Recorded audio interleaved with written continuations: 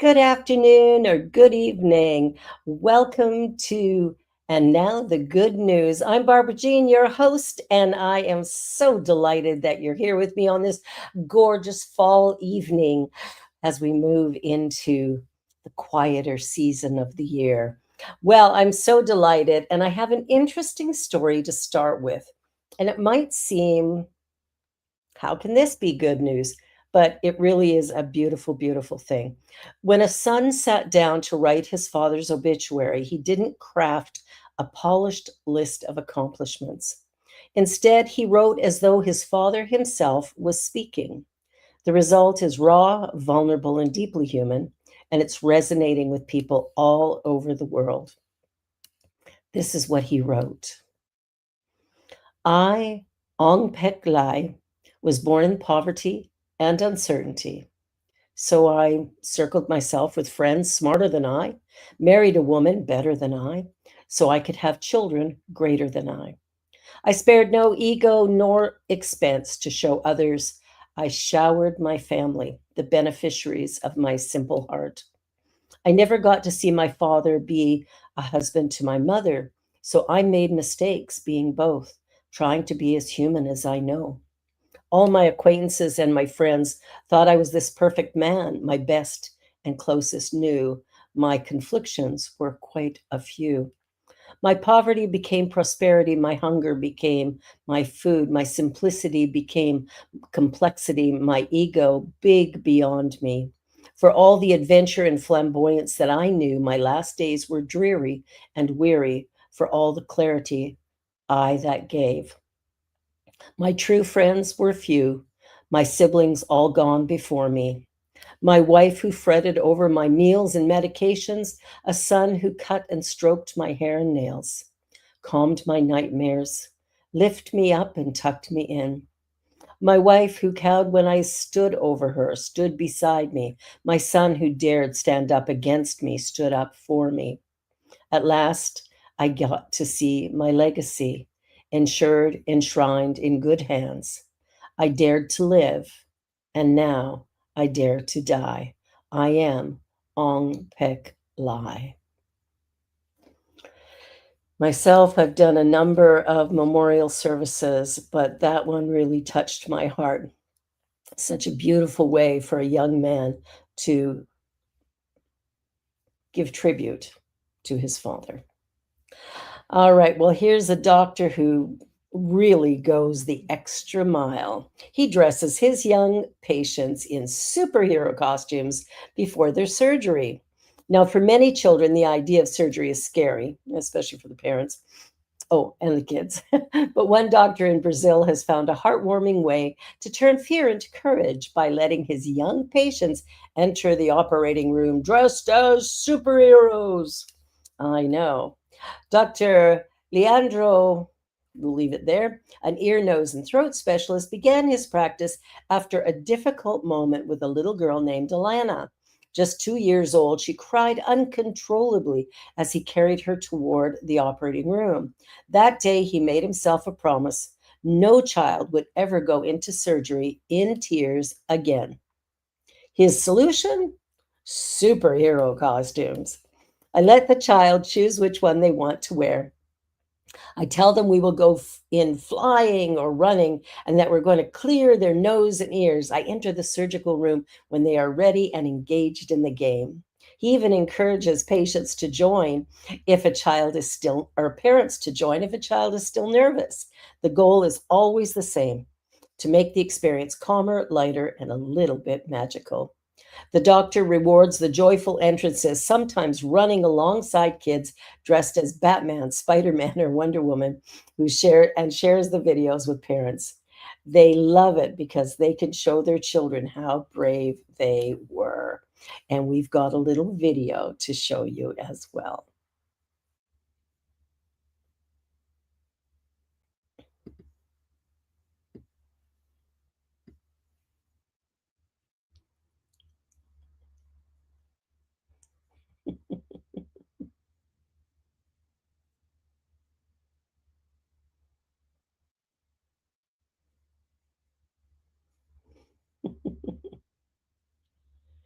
Woohoo!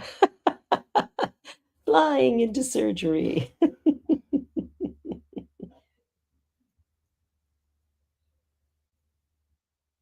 Oh, there we go.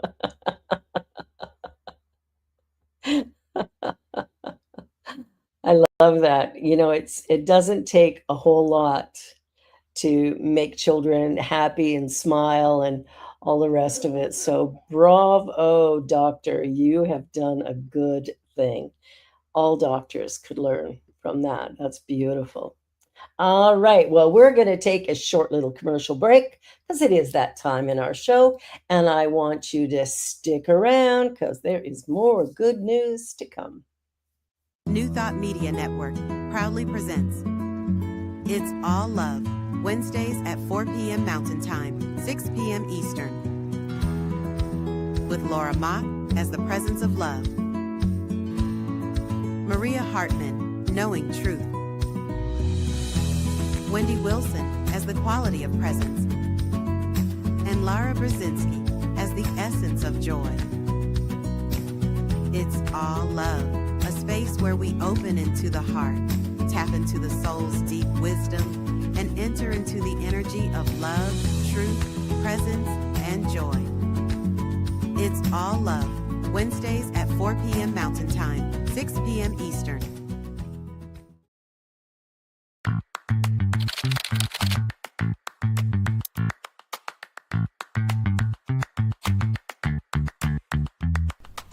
New Thought Media Network. We are a global broadcast network of positive music, media, and entertainment, inspiring humanity's evolution along the journey of enlightenment and creating a world of love, peace, empowerment, and prosperity for all. New Thought Media Network. Positively inspiring.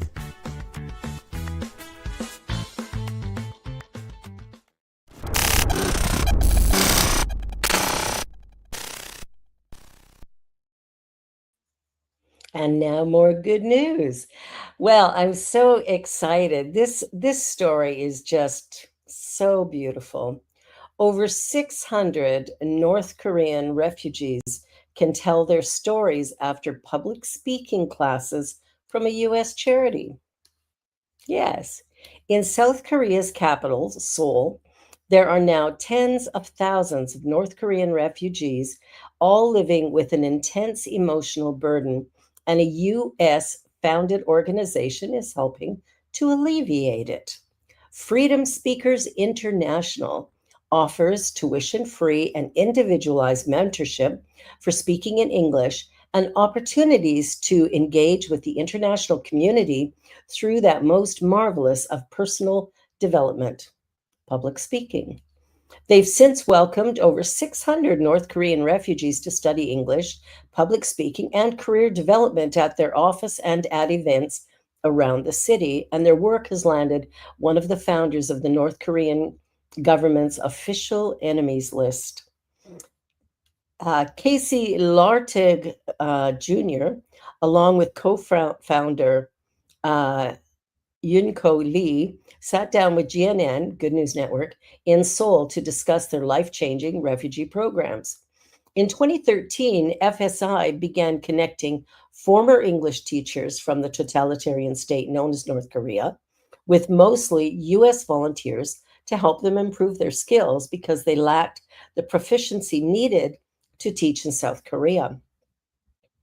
How many English speaking refugees, or refugees at all for that matter, could there really be? Surely not enough to run a sustainable nonprofit. The way I'll put it is until the late 1990s, only a handful of North Koreans escaped each year. A lot of them were part of the elite. But starting about 1998, about 1,000 North Koreans were escaping every year to South Korea.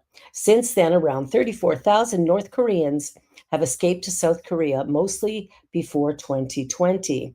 So 34,000 is hard for them to punish. He noted, addressing the commonly held belief that to flee the country meant certain punishment for family members who remain behind. When we first started, it was tutoring them in English. But I was on a different track, Lartigue said.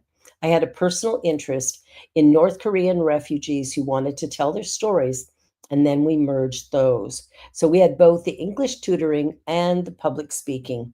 In 2015, we had our first speech contest because we had refugees who wanted to tell their stories. They wanted to speak out. How beautiful is that? I'll tell you, the story of refugees in the world today is a really big one, and we have to do what we can to support where we can. All right, so here's a new treatment. Oncologists treat patients' rare cancer with isolated chemotherapy delivery, preventing side effects. How cool is that? So, a woman in Illinois has become the first to undergo a unique cancer treatment that allows chemotherapy drugs to be delivered directly to the liver, reducing side effects. Chemotherapy drugs can shrink cancer tumors, but if administered generally, can affect many other organs and tissues in the body. Via a Hebzato kit, however, oncologists were able to isolate the supply of blood to her liver and infuse the drugs directly to the tumor site. Detailed in a news release by Northwestern University, the woman, 66-year-old Bozina, was diagnosed with uveal melanoma last year after her optometrist identified a mass behind her right eye that was causing light flashes in her vision. This is a rare kind of eye cancer, which typically metastasizes in the liver via tumors which can't be removed surgically. Between 1975 and 2020, just 5,563 cases of the cancer were reported in the US. On April 3rd, the Polish immigrant, pilot, retired nurse, and mother of two is now the first to undergo this treatment. This type of therapy has been shown to prolong survival for patients while also offering a very tolerable side effect profile, which are two things we want to prioritize. Especially especially the things that happen to you once you take the chemo.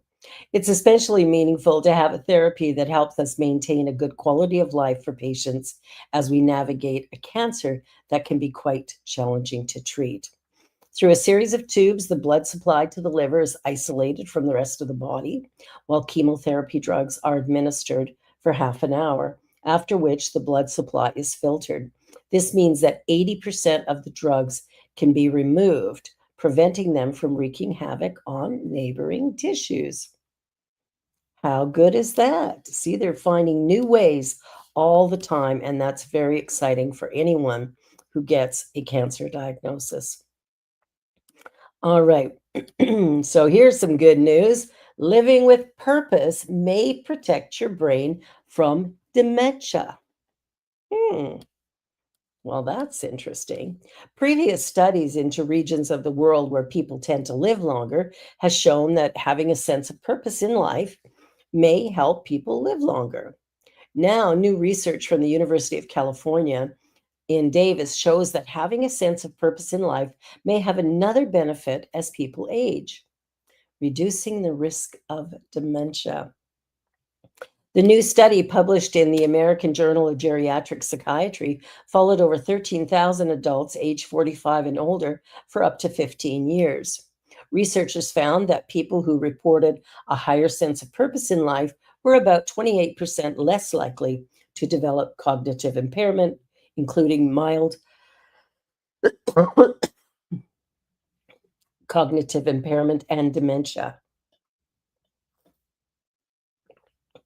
The proactive effect of having a purpose was seen across racial and ethnic groups. It also remains significant even after accounting for education, depression, and even the APOE4 gene, which is a known risk factor for Alzheimer's disease. Our findings show that having a sense of purpose helps the brain stay resilient with age.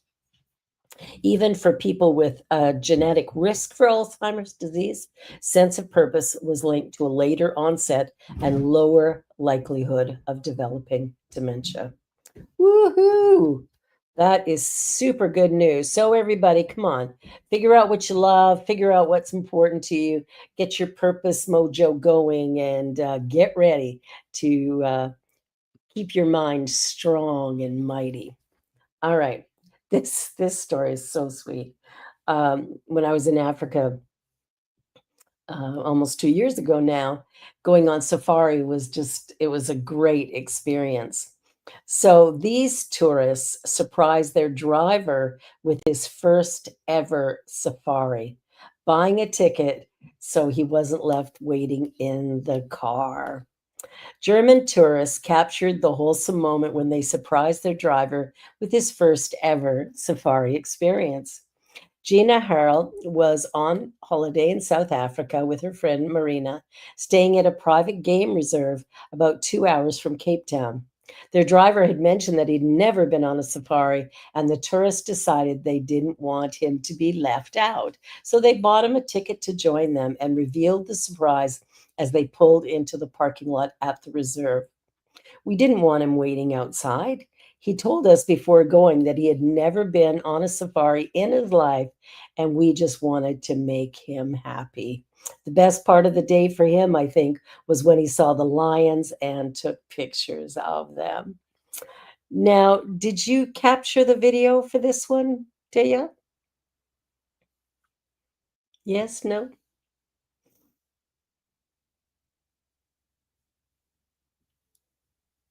No? All right. What a beautiful story, though. There's so many ways we can show kindness in the world, and that's one of them. Well, I don't know about you, but I just got a new iPhone and losing it. Oh, there's the video. Let's go back. Actually, we have a surprise for you. You don't need to wait. You're coming with us. Oh, We booked the safari for you too. oh, Yeah. You're going to see the lions too. okay. I didn't know. And the guest Surprise! surprise. You don't need to wait for us. You're coming with us.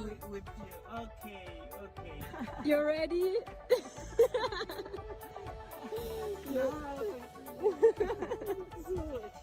You're welcome.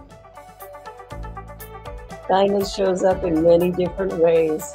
Isn't this beautiful? And look at that lion.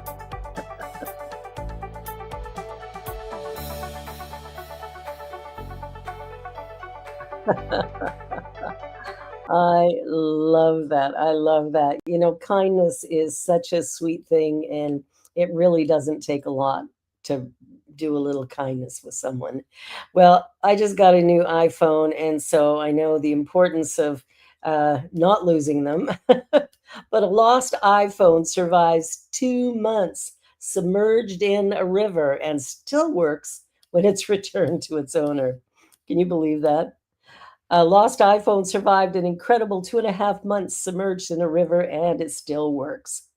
Faison Chowdhury lost his iPhone 14 Pro Max on July 14th while tubing on the Delaware River along the New Jersey Pennsylvania border.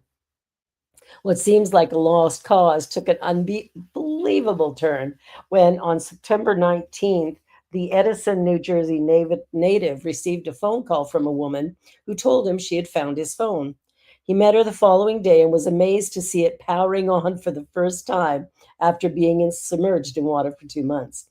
The 24-year-old has been using it now with only a slight flaw in the camera operation. Believe it or not, it works perfectly fine.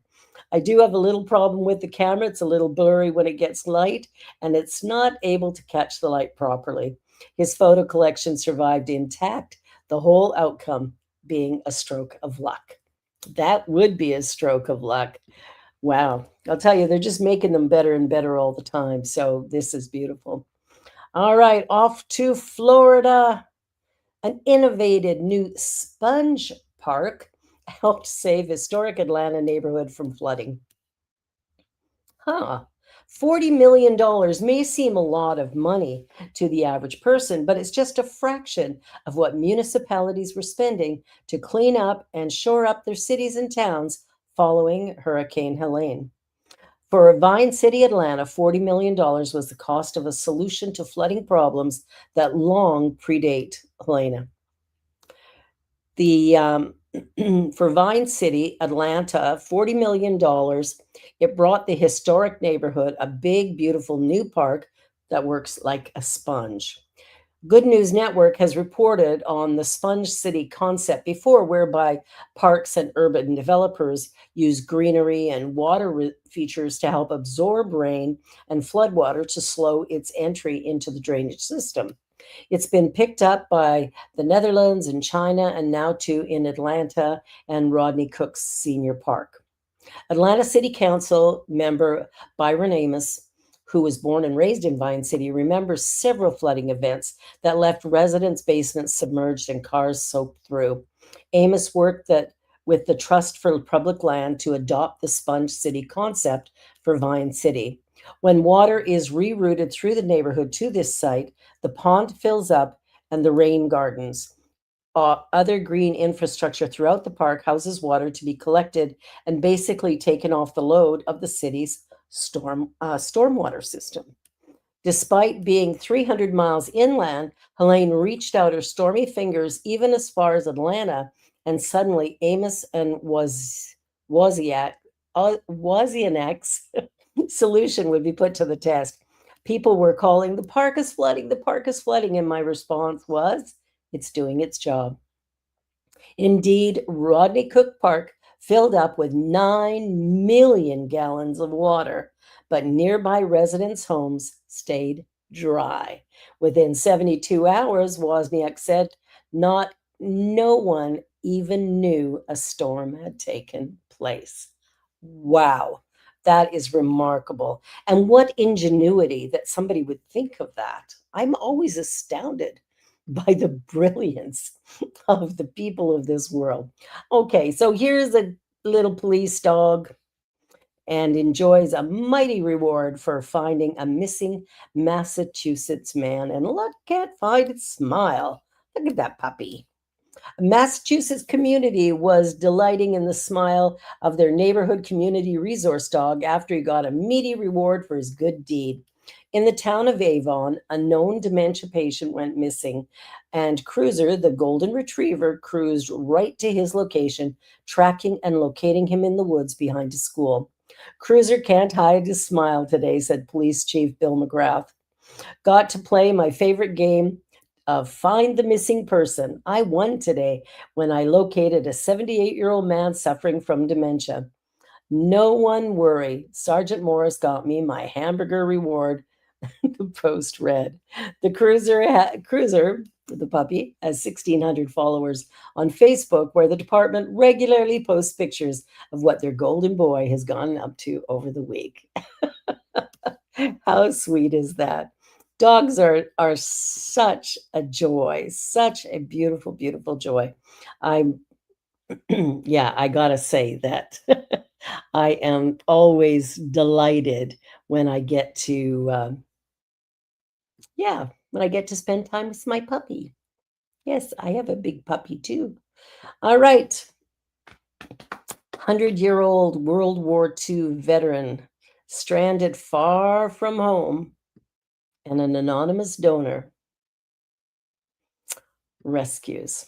So Bill Shea, a 100-year-old World War II veteran from Harrow, Ontario.